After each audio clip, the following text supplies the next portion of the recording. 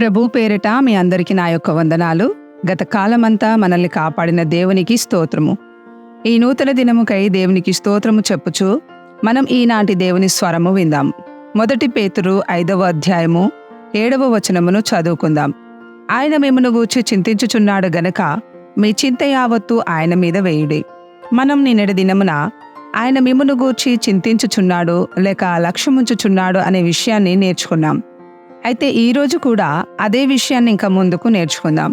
ఈ చింత అనేది ఒక విశ్వాసిని ఆత్మీయ జీవితంలో ముందుకు సాగకుండా చేస్తుంది లేక ఆటంకపరుస్తుంది. ఒక విశ్వాసి ఎల్లప్పుడూ ఏదో ఒక చింతను కలిగి ఉండాలని సాతాను కోరుకుంటాడు. అలాగే ఆ విశ్వాసిలోనికి చింతను తీసుకొస్తాడు. కానీ దేవుడైతే ఒక విశ్వాసిలో విశ్వాసము అభివృద్ధి చెందాలని దేవుడు కోరి దేవుడు తన దాసుల ద్వారా తన వాక్యమును వినిపిస్తాడు.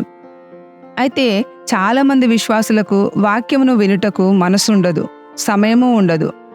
అందుకే వారు విశ్వాసంలో అభివృద్ధి చెందరు. వారిలో నుండి సాతాను తెచ్చిన చింతలు పోవు. అందుకే దేవుని వాక్యము వినుట వలన విశ్వాసము కలుగుతుంది అని సెలవిస్తుంది.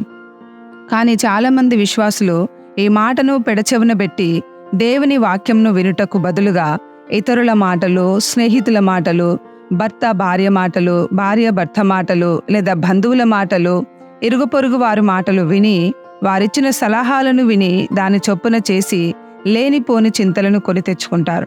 సాతాను కూడా ఆ విధముగా సలహాలను ఇచ్చే వారిని కూడా సమయానుసారంగా పంపిస్తుంది. ఈ చింత వలన ఒక విశ్వాసి ఆత్మీయ జీవితం ఎంత నష్టపోతుందో తెలుసా? అందుకే యేసు ప్రభువు ఒకసారి ఇంటి నుండి వెళ్ళి సముద్రపు తీరమున కూర్చున్నప్పుడు బహుజన సమూహములు ఆయన యొద్దకు కూడి వచ్చినందున ఆయన వారిని చూసి చాలా సంగతులు ఉపమాన రీతిగా చెప్పాడు. అయితే అందులో విత్తువాని గురించి చెప్పినప్పుడు ముండ్ల పొదలో పడిన విత్తనము గూర్చి చెప్పాడు. కాబట్టి ఈ ముండ్ల పొదలలో విత్తబడిన ఉపమానం యొక్క అర్థం ఏమిటంటే, ముండ్ల పొదలలో విత్తబడిన వాడు వాక్యం వినువాడే గాని ఐహిక విచారమో ధనమోసమునో ఆ వాక్యమును అణిచివేయును గనుక వాడు నిష్ఫలమగును. ఇక్కడ ఈ ఐహిక విచారము అనేది ముండ్ల పొదల లాంటిది గనుక ముండ్ల పొదలలో విత్తబడిన విత్తనం ఏ విధముగానైతే ఎదగకుండా ముళ్ళ పొదలు అణచివేస్తాయో అదే విధముగా ఈ ఐహిక విచారము లేక ఈ లోకపరమైన చింత అనేది కూడా ఒక విశ్వాసి ఆత్మీయంగా ఎదగకుండా లేక వాక్య ప్రకారమైన విశ్వాసములో ఎదగకుండా వాక్యమైన విత్తనమును అణచివేస్తుంది. అందుకే మనం మార్కు సువార్త 4వ అధ్యాయము 18-19 వచనాలు కలిసి ఉన్నాయి కనుక ఈ వచనాలలో చూసినప్పుడు ఇతరులు ముండ్ల పొదలలో విత్తబడిన వారు, వీరు వాక్యము విందురు గాని ఐహిక విచారములను ధనమోసమును మరి ఇతరమైన ఆపేక్షలను లోపల చొచ్చి వాక్యమును అణచివేయట వలన అది నిష్ఫలమగును. అందుకే చాలామంది విశ్వాసులు ఏళ్ల తరబడి వాక్యం వింటూనే ఉన్నారు కానీ వారిలో ఎటువంటి ఫలం కనిపించదు. ఎందుకంటే వారిలో ఐహిక విచారములను అనగా ఈ లోకపరమైన చింతలు మరి ఇతరమైన ఆపేక్షలను లోపల చొచ్చి వారిలో ఆ వాక్య ప్రకారమైన ఫలము రాకుండా అణచివేయుచున్నవి.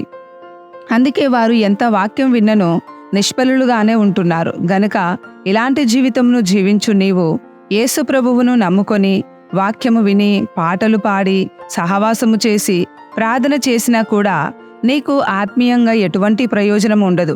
నీ వల్ల ఇంకా దేవుని నామమునకు అవమానమే కలుగుతుంది.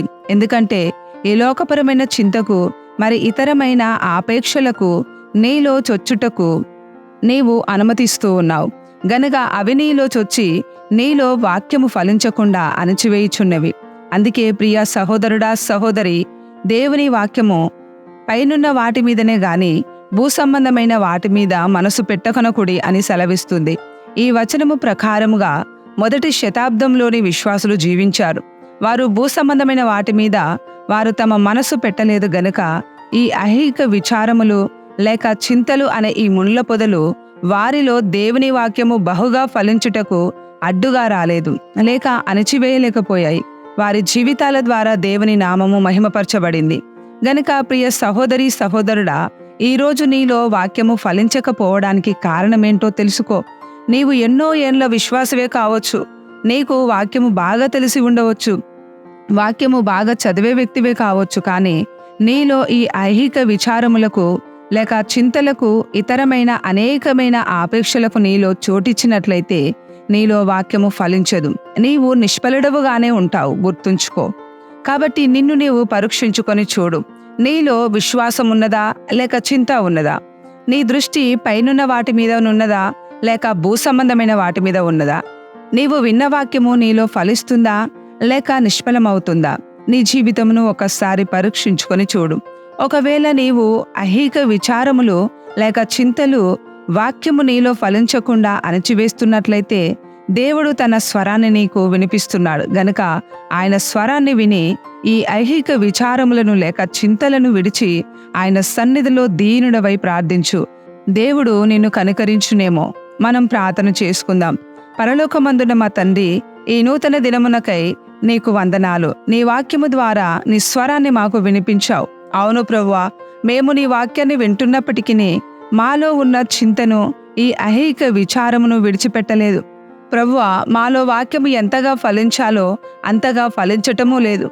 ప్రభు, మా దృష్టిని పైనున్న వాటి మీద కాకుండా ఈ భూ సంబంధమైన వాటిపై పెడుతున్నాం. మరి ఈ రోజు నుండి మేము ఫలభరితమైన జీవితాన్ని జీవించడానికి మాకు సహాయము చేయి. చింత మా ఆత్మీయ జీవితాన్ని ఎంత నష్టపరుస్తుందో ఈ రోజు మేము తెలుసుకున్నాం ప్రభు. కాబట్టి ఈ రోజు నుండి నీవు కోరుకున్నట్టుగా నీ వాక్య ప్రకారముగా మేము జీవించుటకు మాకు సహాయము చేయమని యేసుక్రీస్తు నామములో అడుగుచున్నాము తండ్రి. ఆమెన్. అందరికీ వందనాలు.